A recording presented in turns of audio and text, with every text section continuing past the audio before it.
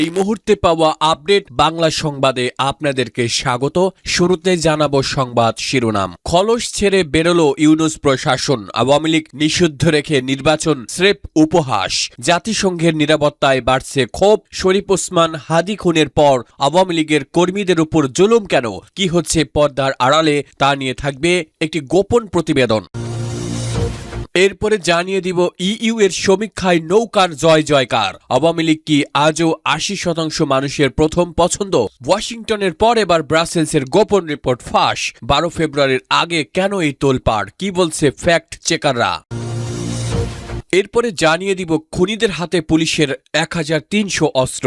নির্বাচনের আগে target killing শুরু। শরীফ ওসমান হাদি খুনের পর এবার কার পালা? ২.৫ লাখ গুলি কার পকেটে? ইউনূস সরকারের গাফিলতি নাকি সুপরিকল্পিত নীরবতা? এ নিয়েও থাকবে একটি গুরুত্বপূর্ণ প্রতিবেদন। এতক্ষণে সংবাদগুলোর শিরোনাম শুনছিলেন, এবারে বিস্তারিত।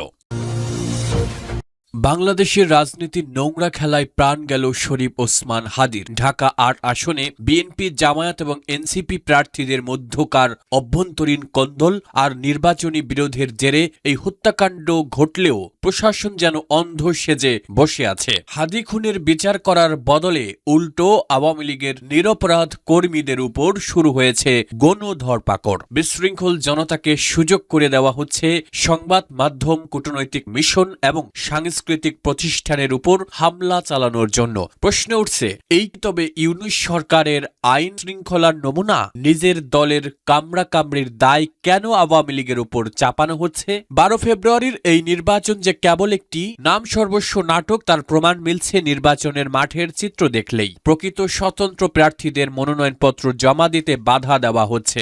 রাজনৈতিক নিপীড়নের মুখে বাংলাদেশের ওয়ার্কার্স পার্টির মতো দীর্ঘদিনের বৈধ দলগুলো নিজেদের প্রার্থী প্রত্যাহার করতে বাধ্য হয়েছে।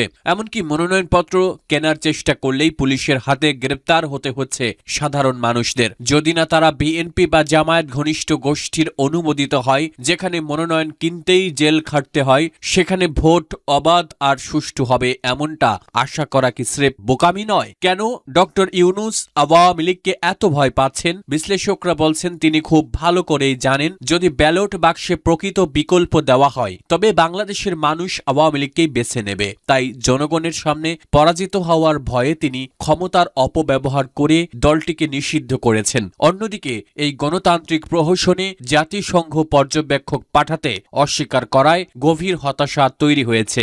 আন্তর্জাতিক সম্প্রদায় যদি আজ গণতন্ত্রের পক্ষে না দাঁড়ায়, তবে অনির্বাচিত এই শক্তিগুলো দেশের গণতান্ত্রিক ভিত্তি চিরতরে ধূলিসাৎ করে দেবে। বেআইনি নিষেধাজ্ঞা তুলে নেওয়া এবং রাজবন্দীদের মুক্তি ছাড়া কি আদৌ কোনো সুষ্ঠু ভোট সম্ভব? ইইউ এর সমীক্ষায় নৌকার জয় জয়কার। আওয়ামী লীগকে আজও ৮০% মানুষের প্রথম পছন্দ। ওয়াশিংটনের পর ব্রাসেলসের গোপন রিপোর্ট ফাঁস।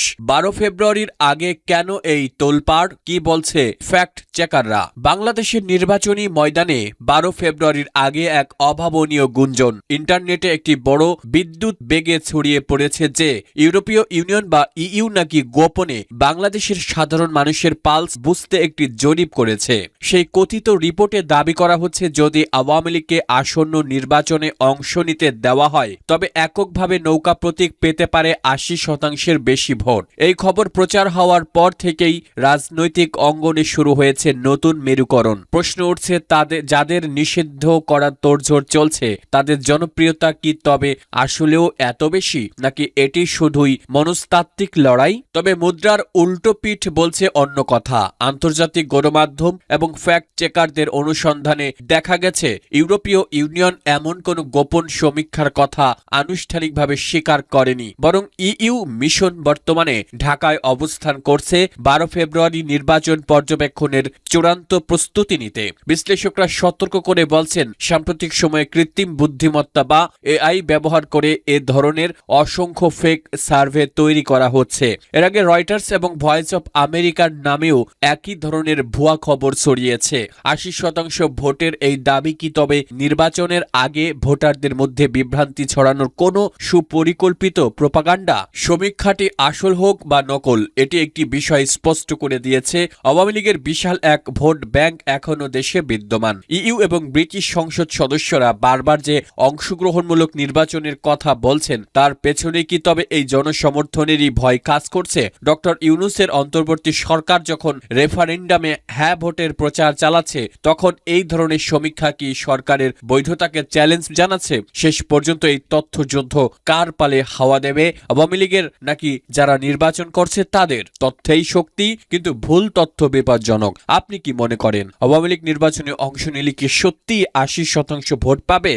খুনিদের হাতে পুলিশের ১৩০০ অস্ত্র, নির্বাচনের আগে টার্গেট কিলিং শুরু। শরীফ ওসমান হাদী খুনের পর এবার কার পালা? ২.৫ লাখ গুলি কার পকেটে? ইউনূস সরকারের গাফিলতি নাকি সুপরিকল্পিত নীরবতা? নির্বাচনের কি তবে কেবল ভোট উৎসব নাকি রক্ত উৎসবের আয়োজন চলছে? গত ১২ ডিসেম্বর মতিঝিলে ইনকিলাব মঞ্চের শরীফ ওসমান হাদীকে প্রকাশ্য দিবালোকে গুলি করে হত্যা, মিরপুরে বিএনপি নেতার মৃত্যু এবং কারওয়ান বাজারে স্বেচ্ছাসেবক দল নেতার টার্গেট কিলিং, এই প্রতিটি ঘটনাই জানান দিচ্ছে অপরাধীদের হাতে থাকা পুলিশের লুট হওয়া অস্ত্র এখন সক্রিয়। ৫ই অগাস্টের রসানলে থানা থেকে যে অস্ত্রগুলো লুট হয়েছিল তার একটি বড় অংশ অর্থাৎ ১৩৩২টি আগ্নেয়াস্ত্র এখনো উদ্ধার হয়নি। ২.৫ লাখ রাউন্ড গোলাবারুদ এখন কাদের কাছে? কেন সরকার ৫ লাখ টাকা পুরস্কার ঘোষণা করেও এই অস্ত্র উদ্ধার করতে পারল না? গোয়েন্দা সূত্রে এক ভয়াবহ তথ্য বেরিয়ে এসেছে। ১২ ফেব্রুয়ারি নির্বাচনকে কেন্দ্র করে এই বিপুল পরিমাণ অবৈধ